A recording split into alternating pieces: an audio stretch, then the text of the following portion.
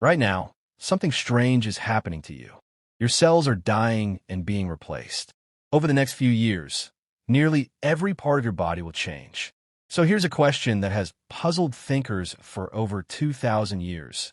If literally everything about you is replaced, are you still you? The puzzle starts with a ship. Ancient sailors kept a wooden vessel in perfect condition for centuries. Whenever a plank rotted, they replaced it with a new one.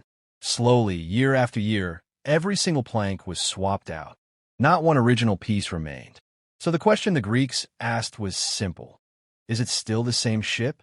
Most people's first instinct is yes. It looks the same. It sails the same. Nothing about its function changed. But wait, what if someone collected every discarded plank and rebuilt the original ship from those old pieces? Now you have two ships. Both claim to be the original. Which one is really the ship of Theseus? This isn't just an old riddle about boats. It's about you. Your skin replaces itself every few weeks. Your skeleton rebuilds itself roughly every decade. Even neurons, once thought permanent, are now understood to shift and change over time. Scientists believe that almost none of the atoms in your body today were there 10 years ago. So if the ship isn't the same after new planks, why would you be the same after new cells? Here's where most people's intuition breaks down. We won't say the ship stays the ship because of its shape or its function. But identity, it turns out, might not live in the material at all. Consider this. If you swap one plank, everyone agrees it's still the same ship. Swap two, still the same.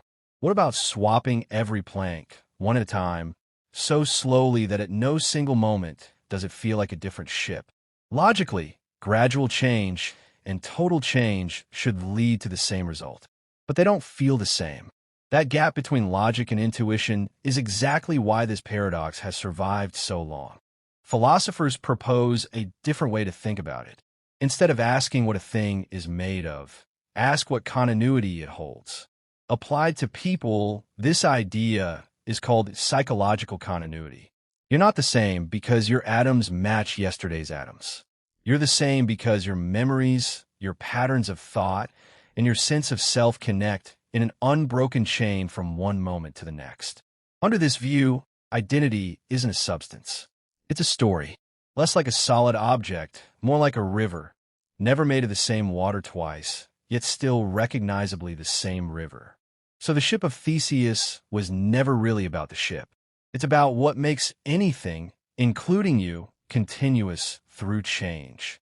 Your body today has almost nothing in common physically with the body you had as a child, and yet you still feel like the same person.